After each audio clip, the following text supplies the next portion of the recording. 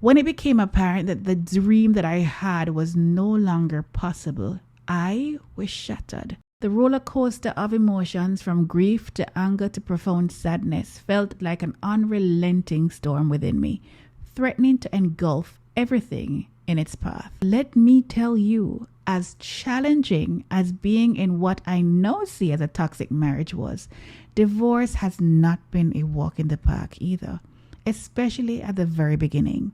The first few years were very, very, very rough. I went from denial to shock to fear to anger to brokenness and more.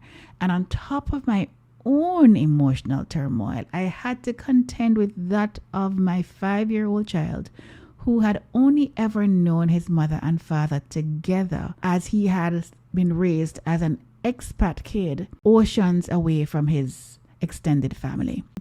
Suddenly, finding myself responsible for navigating financial matters alone was overwhelming and stressful, adding another layer of strain to an already fragile situation. I had sacrificed my own career to be a supportive trailing expat spouse, which means that you travel while the other person works and you are not actually moving for work yourself. So you are not likely to be working and you're home based, while the other party, the other spouse, is the one who moves for a job.